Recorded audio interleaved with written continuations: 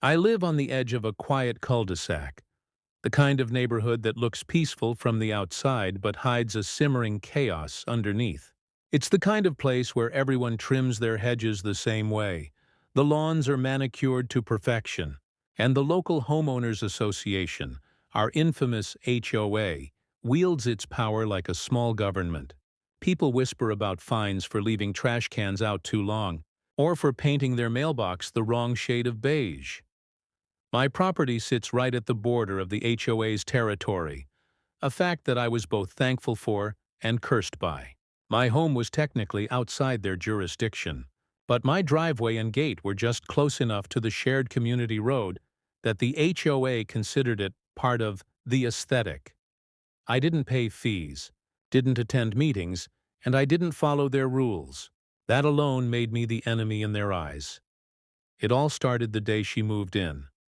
Her name was Marcia, but everyone quickly began calling her Karen.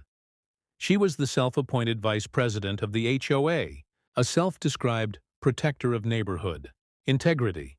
She drove a brand-new white Tesla Model Y, the kind with vanity plates that said HOA, boss.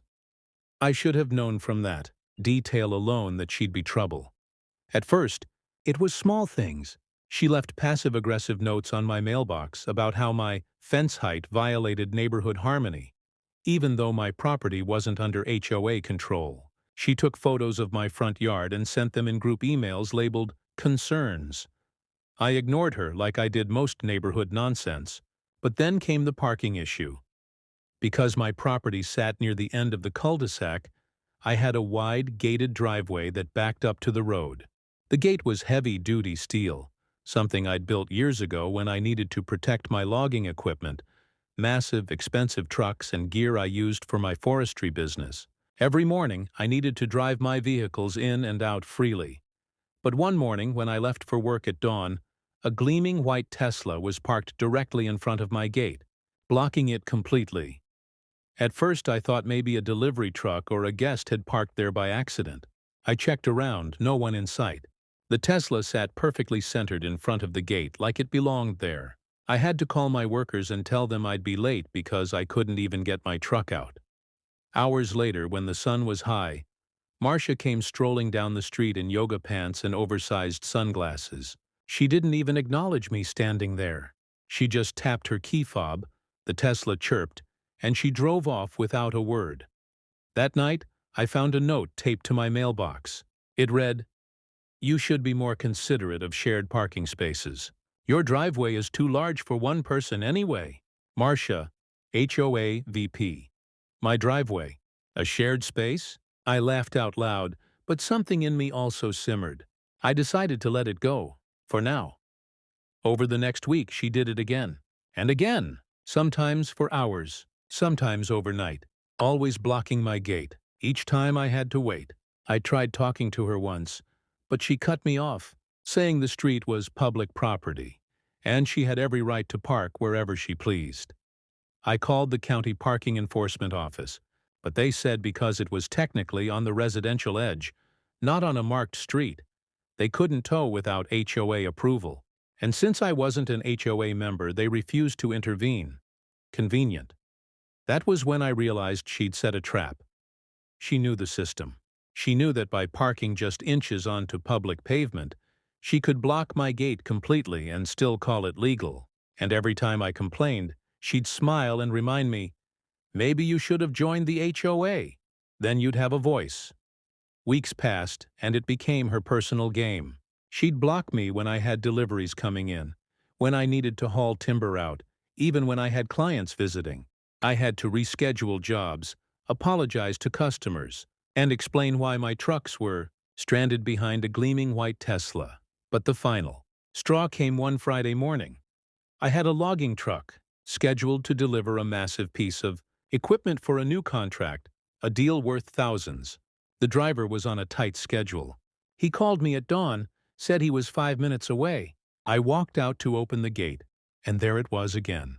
Marcia's Tesla, perfectly parked right across the entrance. I clenched my fists. I could already feel the rage building. I called her, but she didn't answer. I texted. Nothing. I even went to her door, but she didn't come out. I stood there in the quiet suburban street, watching my career literally blocked by a smug HOA enforcer's electric car. Then the logging truck arrived, a 40-ton behemoth rumbling down the cul-de-sac, diesel smoke puffing from its stacks. The driver looked at me, then at the Tesla.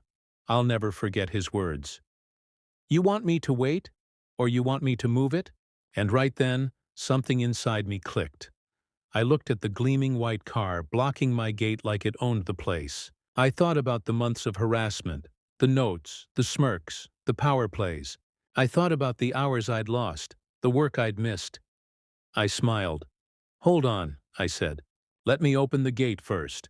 As I swung the steel barrier wide, the logging truck's engine growled louder.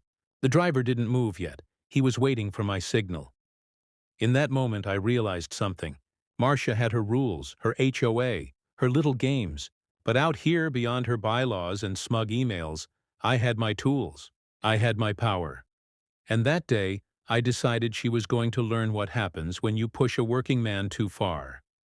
The Tesla gleamed in the sunlight, spotless, smug, silent. I could almost imagine it smirking at me. That was the day everything changed. The next morning, the cul-de-sac looked the same as it always did. Manicured lawns, freshly painted fences, and the faint hum of electric cars quietly gliding by. To anyone passing through, it was a picture of suburban peace. But behind that facade, a storm was brewing. After the incident with the logging truck, I spent the entire night sitting in my workshop, surrounded by the smell of oil and sawdust, thinking about what to do next. Marcia's Tesla had crossed a line that couldn't be uncrossed. Blocking me once or twice might have been careless. Blocking me every day for weeks was deliberate. And blocking me on the morning of a major business delivery, that was personal. She wasn't just inconveniencing me. She was interfering with my livelihood. My equipment wasn't just a hobby. Logging was how I made a living, how I kept the lights on. Every hour lost to her little parking game cost me money. The longer I thought about it, the clearer it became. She didn't just want to annoy me. She wanted to control me. That realization hit hard. I'd seen her kind before. People who craved authority but couldn't find it anywhere else in their lives. So they joined HOAs, where they could hand out fines, send sternly worded letters, and lord over their neighbors. Marcia was queen of the cul-de-sac, and she wanted to remind me that I was a peasant living just outside her borders. But she'd made one critical mistake. She'd underestimated me. That night I began to plan, not out of spite, at least that's what I told myself, but out of principle. There are moments in life when you have to take a stand, and I wasn't going to let someone like her walk all over me. The plan needed to be simple, clean, and completely justified. I wasn't going to vandalize anything. I wasn't going to yell or threaten. No, Marcia was going to destroy her own car through her arrogance. All I had to do was give her the rope and let her hang herself with it. I started by setting up cameras. Not obvious ones. Discreet, motion-activated trail cams mounted in the hedges near my gate. I needed evidence, something that would show every time she blocked my entrance. If the HOA tried to twist the story later, I'd have proof. I also contacted the county's non-emergency parking office again, this time asking them to log every complaint I made. Even if they didn't act, the paper trail mattered. For 2 weeks, I documented everything. Every time she parked in front of my gate, I recorded it. Every time she left one of her smug notes, I saved it. Every ignored text, every unanswered call, it all went into a neat little folder labeled Marcia. And during those 2 weeks, I also made some adjustments to my property. My gate had always been sturdy, steel beams reinforced with a concrete base, but I decided to make it stronger. I welded an additional support bar, oiled the hinges, and cleared out the gravel area behind it to make room for my largest truck, the logging hauler. It was a monstrous piece of machinery, easily capable of hauling timber straight from the mountains. It wasn't something I used often in the neighborhood, but the idea of parking it right inside my gate felt symbolic. The day after I finished preparing, it happened again. Marcia's Tesla rolled up early in the morning and slid into her favorite spot, right across my gate. She stepped out, carrying her yoga mat, and strutted down the street without even glancing back. The audacity was almost impressive. That's when the final piece of the plan clicked into place. If she wanted to keep parking there, I'd let her. But this time, the logging truck was coming through no matter what.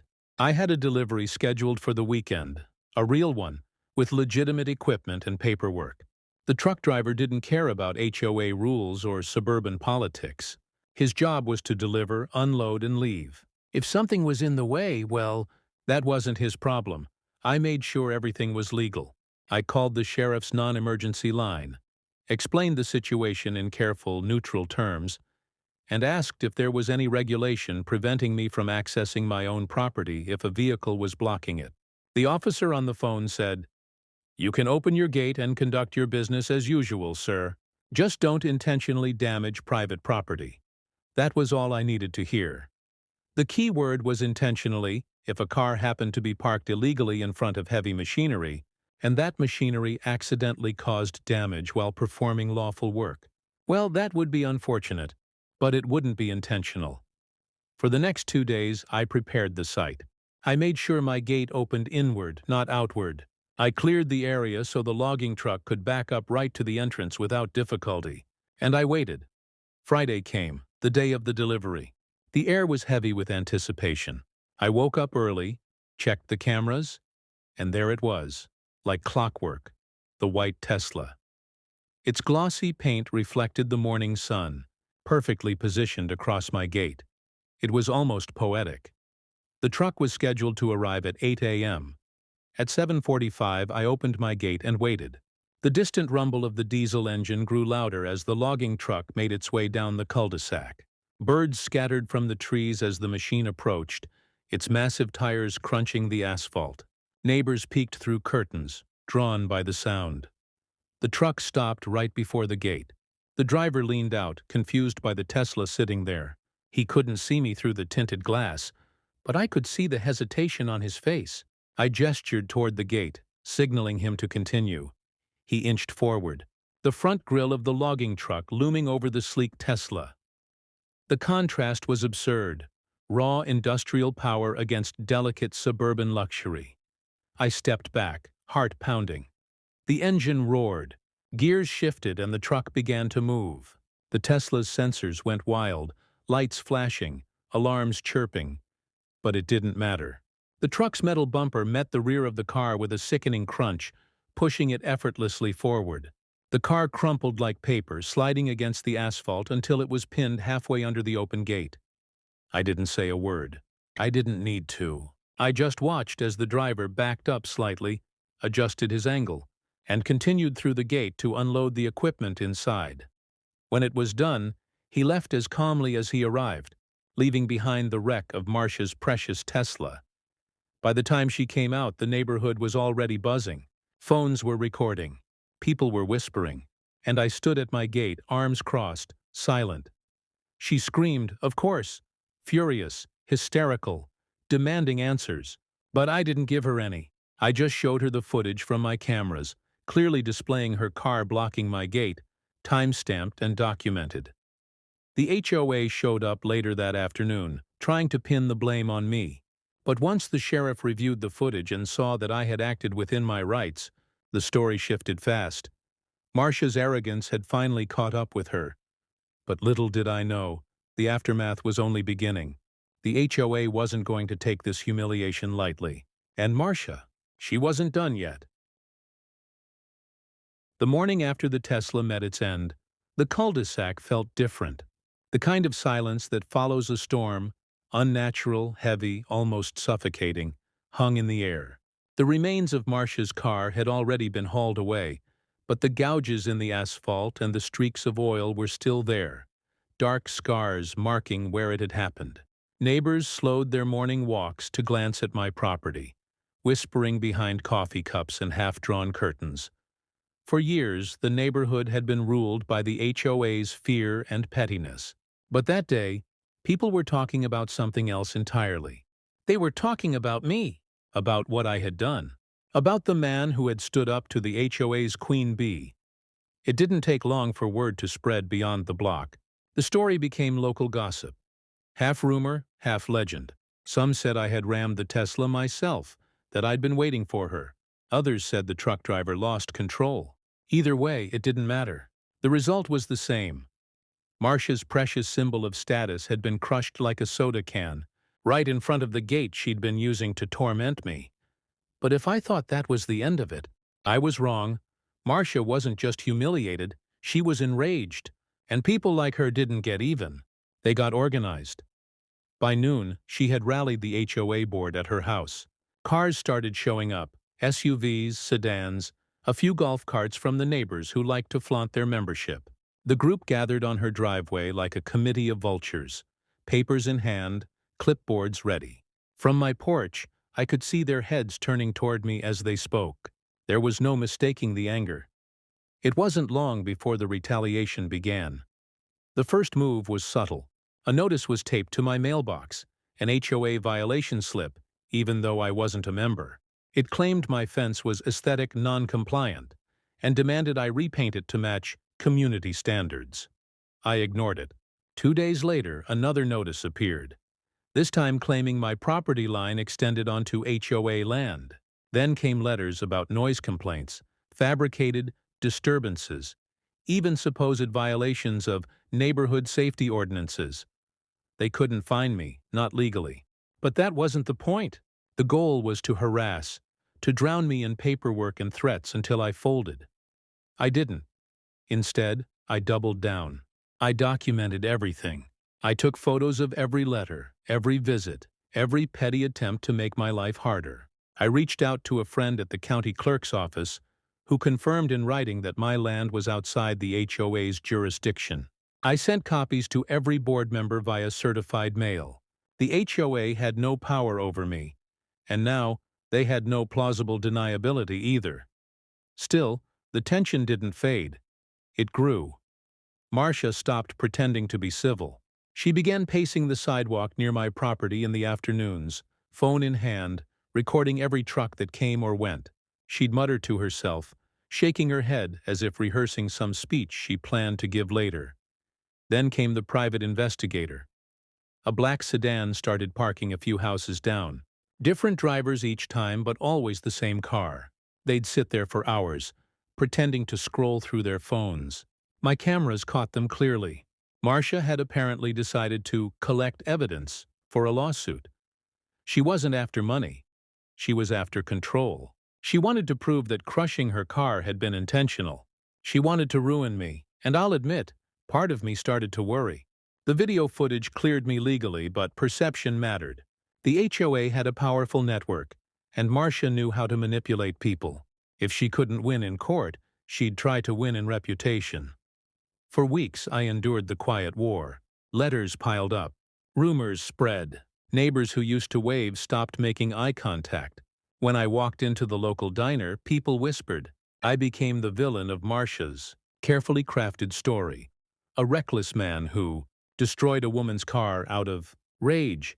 But something unexpected happened next. A few of my neighbors, people who'd been bullied by the HOA for years, started reaching out privately. They'd stop by when Marcia wasn't around, bringing small tokens of solidarity. One man, who'd been fined for having a non-regulation garden gnome, told me he admired what I'd done. Another woman confided that Marcia had harassed her about her mailbox color for months. Bit by bit, the facade of HOA authority began to crack. People were realizing they didn't have to live in fear of the board's petty tyranny. Then one evening I found something curious on my porch. An unmarked envelope slipped under the door. Inside was a printed email chain, messages between HOA members discussing ways to force compliance from me, including false reports to the county, and fabricated complaints about environmental violations. Someone from the inside had leaked it. That was the final piece I needed. I compiled every document, every photo, every video, every email. I put together a binder thicker than a phone book, and sent copies to the county zoning office, the local sheriff, and a community watchdog group that specialized in HOA abuse cases. I didn't have to embellish a single word. The evidence spoke for itself. Within a week, the fallout began. The county opened an investigation into the HOA for misuse of power and harassment of non-member residents. The sheriff's department issued warnings for filing false reports. And the local newspaper, always hungry for stories of suburban scandal, ran an article titled HOA Overreach, When Neighborhood Power Goes Too Far. Marcia's name was right there in the headline. The reaction was swift. The same people who had once supported her began distancing themselves. Board members resigned. Meetings were canceled. By the end of the month, the HOA was effectively dismantled, pending a formal audit. But even then, Marcia didn't stop. I could see her house from my gate. Curtains always drawn, carless driveway empty. Every night, a light flickered in her living room window. She'd been humiliated publicly, stripped of her power, and left with the wreckage of her reputation. And I knew she was plotting something new. Because people like her don't just disappear. They lie low, waiting for a chance to strike back. The neighborhood had gone quiet again. But this time, it wasn't peace. It was anticipation, the calm before a different kind of storm. I could feel it coming. Whatever Marcia had planned next, it wasn't going to be petty letters or fake fines. It was going to be personal, and when it came, I'd be ready. For a few short weeks after the HOA fell apart, peace finally returned to the cul-de-sac. Or at least, that's what it looked like from the outside. The letters stopped arriving. The HOA logo vanished from mailboxes. The neighbors who once avoided me started nodding again, their cautious greetings returning as though nothing had happened. But I knew better. Marcia had gone quiet, and that silence felt wrong. She was the type who thrived on control, on being seen, on making herself the center of everything. The idea that she'd simply accepted defeat didn't sit right. I told myself to stay vigilant, but even then, I underestimated her. It started small. The first sign came one morning when I stepped outside to find deep scratches running down the side of my pickup. Not random vandalism, deliberate even, as if someone had dragged a key the entire length of the truck bed. I checked my cameras, but somehow that specific angle was dead. The footage had cut out overnight, likely from a signal jammer. It was too specific to be coincidence. A few days later, I found my gate slightly ajar. Not forced open, just enough to make me uneasy. I had locked it the night before, I was sure of it. Nothing was missing, but something about the scene told me I'd had a visitor. Someone testing boundaries. That was when I reinforced everything. I upgraded my cameras to a closed-loop wired system, one that couldn't be jammed. I installed floodlights with motion sensors. I even added a few warning signs, not because I expected her to respect them, but because I wanted her to know I was watching. Still, the incidents continued. Trash appeared on my property line. Bags ripped open, contents scattered. My mail went missing. My delivery packages were opened and left empty on my porch. I reported everything to the sheriff's office, but without proof. There wasn't much they could do. It was psychological warfare, and she was winning small battles one irritation at a time. Then came the real hit. One afternoon, while I was out at the lumber yard, my phone buzzed with multiple notifications, motion alerts from my property. I pulled up the feed and froze. Marcia was there, standing right in front of my gate, wearing that same smug posture she'd always had. In her hand was a piece of paper. She taped it to my gate, looked directly into the camera, and smiled before walking away. By the time I got home, she was gone. The paper fluttered in the wind, secured by a single strip of tape. It wasn't a letter from the HOA, it was a lawsuit filed in her name. The claim accused me of negligent, destruction of private property, and intentional emotional distress.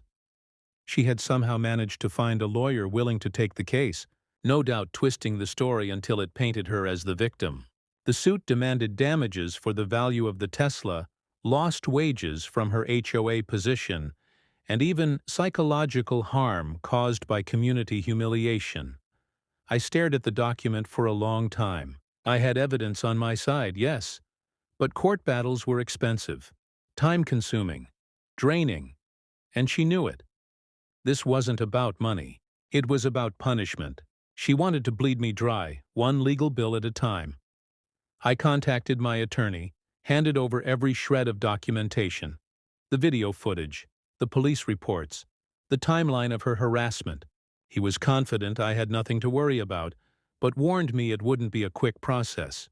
Cases like this could drag on for months. So I waited.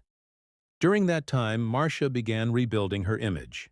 Without the HOA, she turned to social media. She created a community Facebook group, an awareness page about neighborhood safety and aggression. Her posts were veiled jabs at me, full of manipulative phrasing about dangerous individuals who threatened community harmony. People who didn't know the full story began to believe her. Her followers grew. She started hosting small gatherings at her house again, framing herself as a victim of a neighbor's temper. It was almost impressive, the way she twisted reality. To the unknowing, she was a brave woman standing up against intimidation. Meanwhile, the stress was wearing me down. Every day felt like a test of patience. I couldn't leave the house without checking my cameras, couldn't go to sleep without double-locking the gates. The peace I'd fought for was slipping away, replaced by constant vigilance. Then one night, everything escalated. It was just after midnight when I heard the first noise, a faint metallic scrape from outside. I grabbed my flashlight and went to the window. Through the camera feed, I saw movement at the gate, a figure in dark clothing crouched near the latch. I moved quietly, stepping out through the side door. The gravel crunched under my boots as I rounded the corner, light in hand. The floodlight clicked on. The figure froze. It was Marcia. She stood there, caught in the harsh white beam, holding a can of spray paint. The words she had started were half finished on my gate. Property of the... But she dropped the can before completing it. For a moment, neither of us moved. The tension hung heavy in the air, the hum of insects and distant highway noise the only sounds between us. Then she bolted. I didn't chase her. I didn't have to. The cameras caught everything this time, crystal clear. I called the sheriff, submitted the footage, and by morning they'd paid her a visit. It wasn't much, but it was enough. The vandalism, coupled with her history of harassment, put her on thin ice. She was issued a restraining order, forbidding her from coming within 50 feet of my property. For the first time in months, I felt like I could breathe again. But even with that small victory, I knew it wasn't over. Marcia wasn't the type to give up. She'd lost her car, her HOA, her reputation, and now her last shred of dignity. People like her didn't stop when they were beaten. They stopped when they were ruined. The lawsuit was still ongoing. The whispers in the neighborhood hadn't stopped, and though she couldn't step foot near my property, she still had influence in the background. She had allies, people who believed her version of the story. I began to hear things. Quiet talk of someone looking into my business, permits, or asking about my trucks. A neighbor mentioned that county inspectors had been by my property, asking about environmental runoff. She was still playing the game. The difference was, this time, I was done playing defensively. I decided that if Marcia wanted to destroy me, she'd have to go down with me. I was tired of fighting shadows. I wanted everything out in the open. I called my lawyer, and together we prepared a countersuit, not just for harassment, but for defamation and property damage. Every incident, every recording, every smear post was part of it. It was time to turn the tables. And though I didn't know it yet, that decision would lead to the final confrontation, the one that would end this feud once and for all.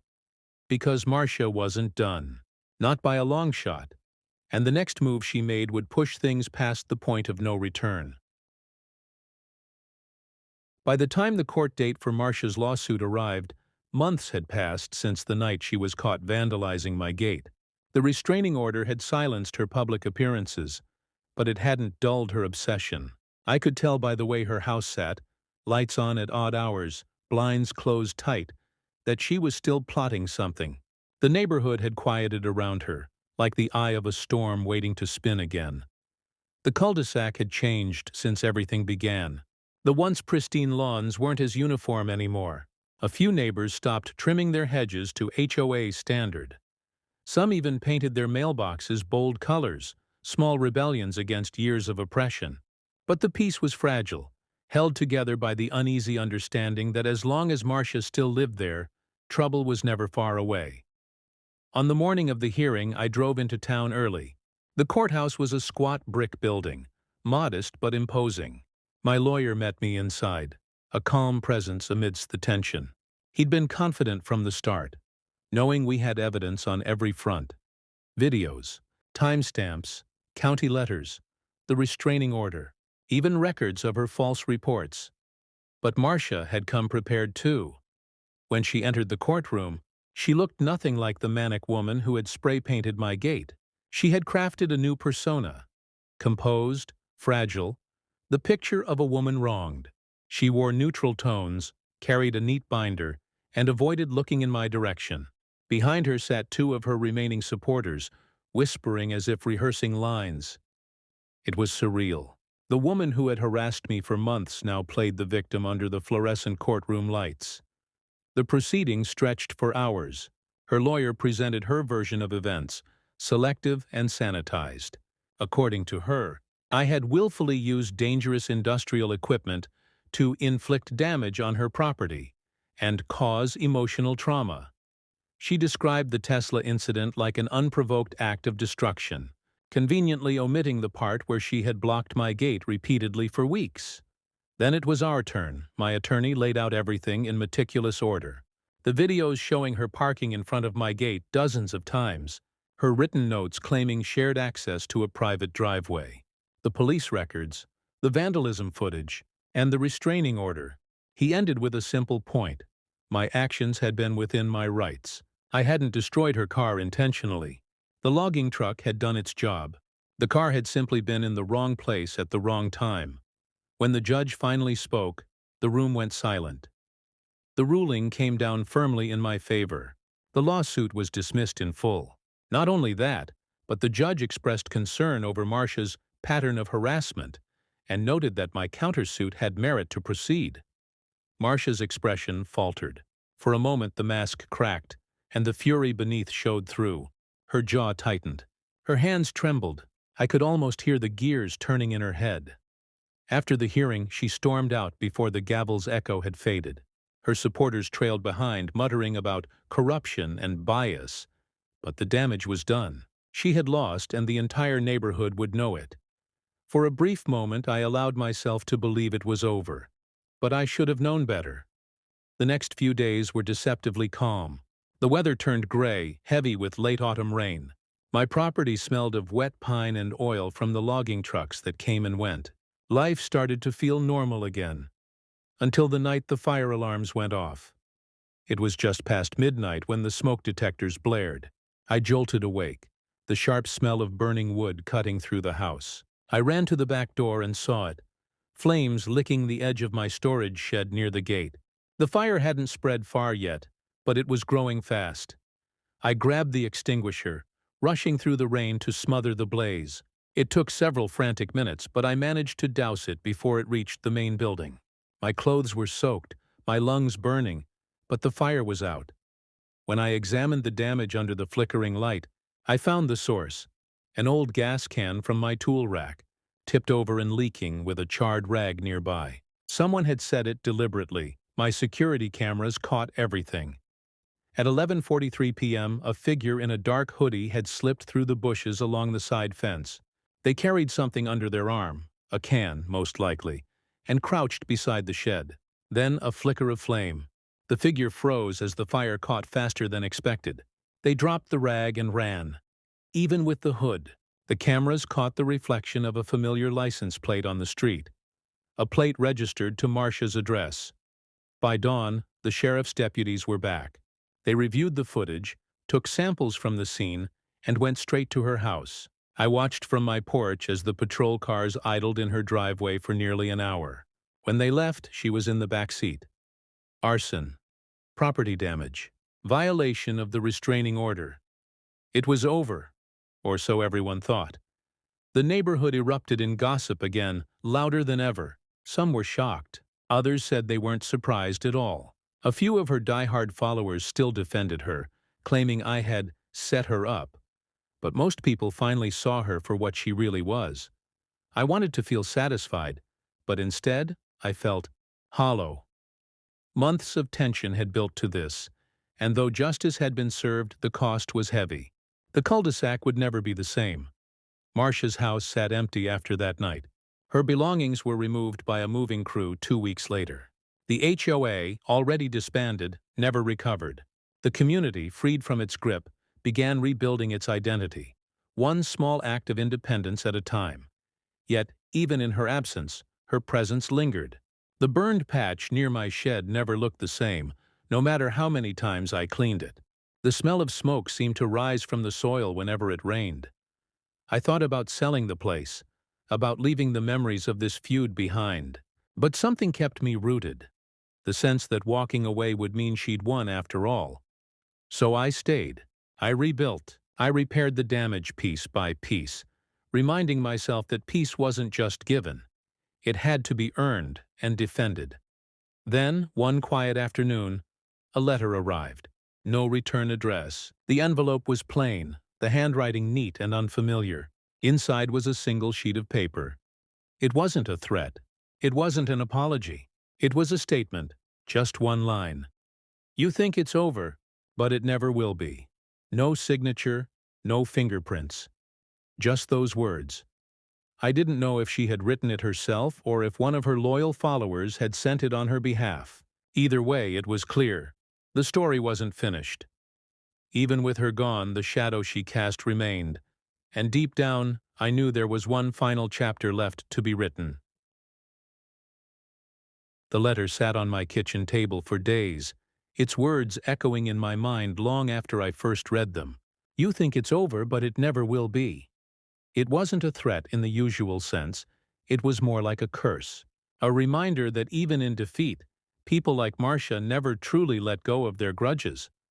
At first I tried to brush it off. She was gone. Arrested, charged, disgraced. The HOA was gone. The neighbors had moved on. Life, at least on the surface, was returning to normal. But every time I walked past that gate, my gate, the one she had spent months using to torment me, I could still feel her presence, like a stain that refused to fade. The neighborhood had changed since her downfall. Without the HOA's iron grip, people had started living differently. Children played in the streets again. Lawns grew a little wilder, gardens more colorful, fences more individual. There was laughter where there used to be judgment. For the first time in years, the cul-de-sac felt like a neighborhood instead of a courtroom. And yet that peace didn't reach me. Not fully, because even though Marcia was physically gone, she still lingered, in whispers, in rumors, in that quiet unease that follows you like a shadow. Some said she had been released on bail and left town. Others claimed she'd moved in with relatives upstate. A few even insisted they saw her car, a new one, not the crushed Tesla, driving slowly past the end of the road late at night. I didn't want to believe it, but part of me knew she wasn't done. Then one evening, proof arrived. It was early winter, the sky already dark by 5. I was in my workshop, fixing a saw blade, when I heard the familiar hum of an engine outside the gate. It wasn't one of my trucks. It wasn't any of the neighbors. I turned off the grinder and stepped outside. The headlights were off, but I could see the faint silhouette of a car idling just beyond the fence line. For a long moment it didn't move. Then slowly it rolled forward, stopping right in front of the gate, the exact same spot where her Tesla used to park. A cold wave washed over me. It wasn't the same car. This one was smaller, darker, older. But the message was unmistakable. It was deliberate.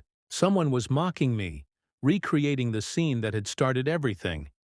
The engine revved once, then the car reversed, disappearing into the night. That was when I knew the letter hadn't been empty words. Marcia, or whoever was still loyal to her, wasn't finished with me. Over the next few weeks, little things started happening again. Footprints appeared near the fence after rain. Tools went missing from the shed and turned up days later in strange places. Once I found my mailbox stuffed with copies of the old HOA bylaws, each page smeared with red ink. She wanted me on edge. She wanted me paranoid. But I wasn't the same man I'd been when this started. Back then, I'd tried to reason, to stay calm, to ignore. But after everything, the blocking, the lawsuits, the fire, I'd learned that people like Marcia only understood one thing: consequences. So, I decided to end it once and for all. I installed a full perimeter security system, infrared cameras, motion sensors, floodlights, and alarms linked directly to the sheriff's office. Every inch of my property was under surveillance, every entry point reinforced. And then I waited. For weeks, nothing happened. The cul-de-sac was quiet again. The air turned cold, heavy with the smell of pine and frost. I started to wonder if maybe, finally, she had given up. Until one night in late December. The cameras caught movement at 2:37 a.m. A figure creeping along the side of the gate. I was already half awake when the alert buzzed my phone. I grabbed my flashlight, slipped on my boots, and stepped onto the porch. The motion lights flared on, blinding white cutting through the dark. There she was, Marcia, older, thinner, her once pristine hair matted from the cold. But unmistakably her. She froze in the light, caught mid-step, a metal crowbar glinting in her hand. For a second, time stood still. She looked up at the cameras, realizing she was caught again. And then, in a moment of madness, she swung the crowbar at the gate, striking it hard enough to send a dull clang echoing through the night. That was the moment the sirens blared. The floodlights pulsed red, and the alarms screamed through the still air. She dropped the crowbar, stumbled back, and ran toward the street. But it was too late. By the time the deputies arrived, she was sitting on the curb, exhausted, soaked in cold sweat. They took her without a word. She didn't resist. She just stared at the ground, muttering to herself. The deputies told me later that she'd been living out of a motel 30 miles away, spiraling since her charges and the HOA's collapse. She had lost everything: her car, her title, her house, her savings. She'd become obsessed with the idea that I had ruined her life, but in truth, she'd ruined her own. That night marked the real end. Not the legal battles, not the burned shed, not even the crushed Tesla. It ended when she finally broke under the weight of her own obsession. She was sentenced to time in a rehabilitation facility after being diagnosed with severe stress-related delusions. The sheriff said she needed help more than punishment. And maybe he was right. After that, the neighborhood began to heal for good. The burned patch of ground where the shed had stood was covered in new grass by spring. My business flourished again, free from constant disruption. The air around my property finally felt light. Sometimes, when I walk past the gate, I still think about how it all began, with one woman and her endless need for control. A Tesla parked in the wrong place, a smug smile, a game that went too far. The crushed car, the lawsuits, the fire, all of it came from something as simple as pride. That's the thing about people like Marcia. They don't see boundaries, only challenges. They believe rules are for everyone but them, and when you finally stand your ground, they see it as war. But I learned something through it all. Peace isn't given by people like that. It's taken back, now, when the sun sets behind the pines and the street grows quiet. I stand at that same gate, the one she tried so hard to claim. I listen to the faint hum of crickets, the rustle of wind in the trees, and I feel a strange kind of calm. It's over. The Tesla's gone. The HOA's gone. Marcia's gone. But the lesson remains. Never let someone else dictate the peace you've built for yourself.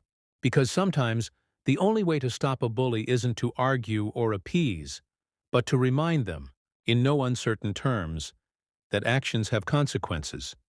And in my case, that reminder came in the form of 40 tons of steel and diesel.